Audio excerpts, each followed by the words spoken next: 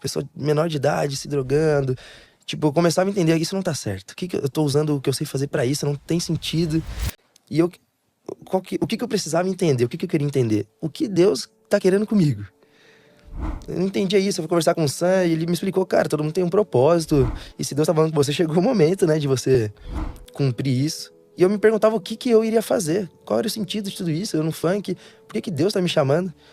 E eu não entendia isso até que começou esse meu processo de discipulado. Eu comecei com essa busca, essa fome de entender. Peraí, se Deus realmente tá me chamando pra algo, o que é pra eu fazer? Qual o sentido, né? E aí começou esse processo de discipulado. A faixa, se eu não me engano, ela tem uns 4 meses que aconteceu. Mas tudo isso que eu contei aqui tem um pouco mais de 2 anos, é isso, Abraão?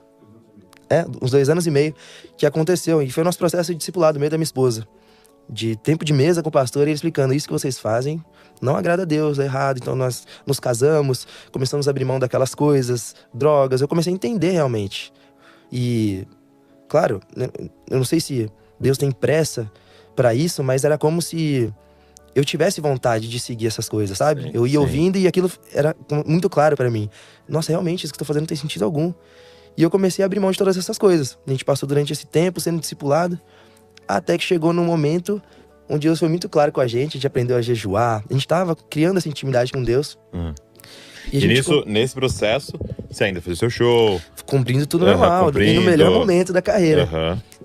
E durante o show eu comecei a sentir alguns incômodos. Era como se eu não fizesse mais parte do ambiente.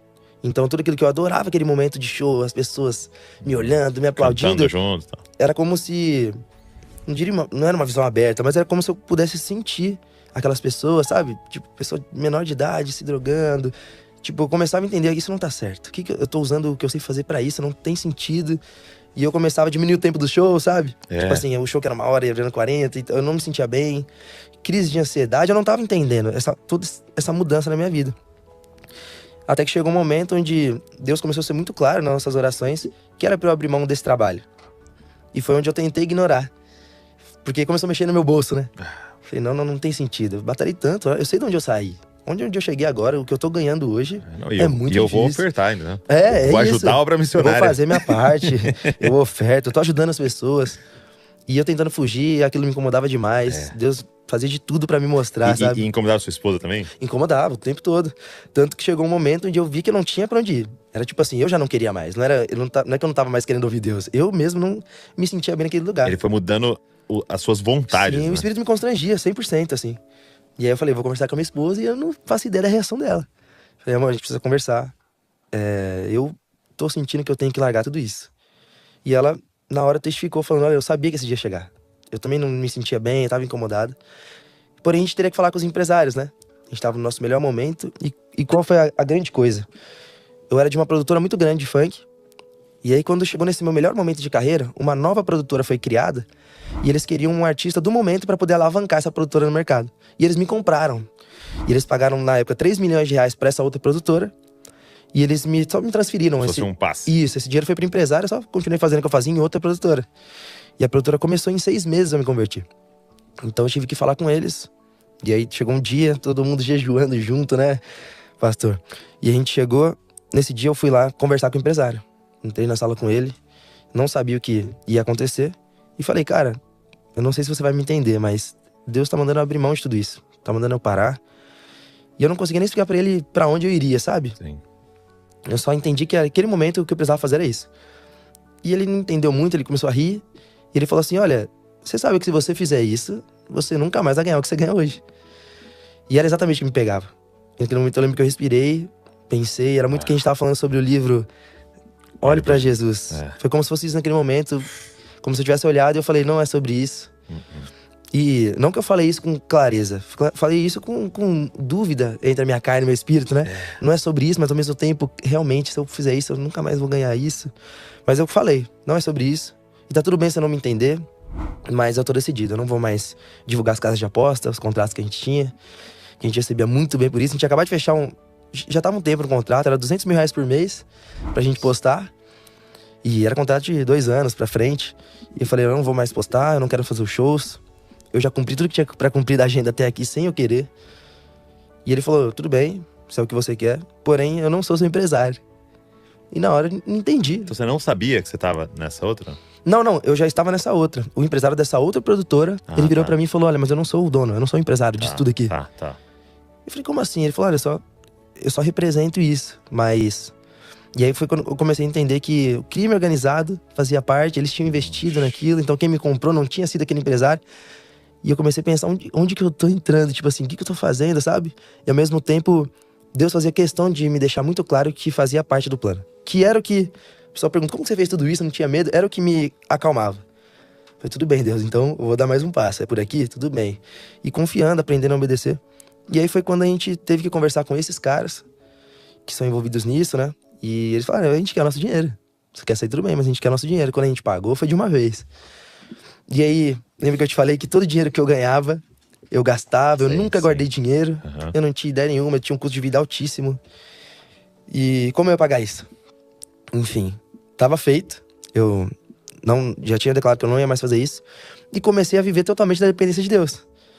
A entender o que era isso, a obedecer. E a minha família começou a passar um período debaixo de ameaça mesmo. Toda a minha família, eles tentaram me desestabilizar de todo jeito. E eu só tinha Deus, cara, pra me sustentar. Todos aqueles amigos que concordavam com tudo que eu fazia não estavam mais ali. Eu não podia mais proporcionar aquela vida pra eles que eu proporcionava antes. E eu comecei a viver totalmente dependente de Deus. Eu me via numa rua sem saída e falava, Deus, é só você. O próximo passo é você. Eu cheguei até aqui, o que eu faço? E ele foi me sustentando, me mostrando. E eu comecei a ficar muito ansioso. Eu entendi todo o chamado que Deus tinha pra mim. Deus, como eu falei, sempre foi muito claro. Ele queria que eu usasse o que eu sei fazer pro reino, pra falar do amor dele, pra glória dele. E eu entendi esse lugar. Eu só não sabia como eu ia chegar até esse lugar. E eu comecei a ficar muito ansioso e eu comecei a tentar resolver as coisas sozinha. Quando a gente vai ministrar nas igrejas, eu comparo muito ali com a passagem de Abraão. Quando ele recebe a promessa do filho, mas ele tenta resolver sozinho, gerando Ismael. E foi exatamente o que eu tentei fazer. Então, obras na carne, né? Falei, cara, eu preciso resolver isso logo. Tudo bem que a promessa é dele, mas precisa ser agora. E quando você diz resolver, é de pagar essa multa.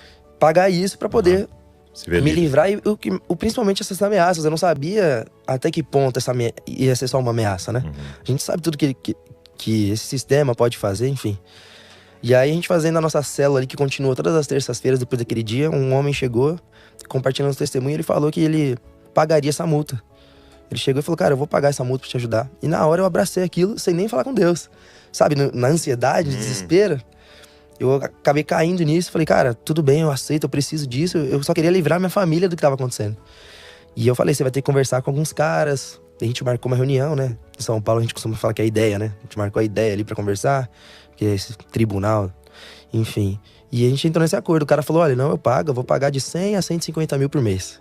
Pra gente matar isso logo. E foi o mês mais tranquilo, assim, pra mim. Porque a gente tinha um trato, falei, tá tudo certo. Passou 30 dias, chegou no dia que esse rapaz teria que pagar a primeira parcela, 150 mil, eles me ligaram. E quando eu fui falar com o cara, eu abri o WhatsApp, a foto dele já não aparecia mais.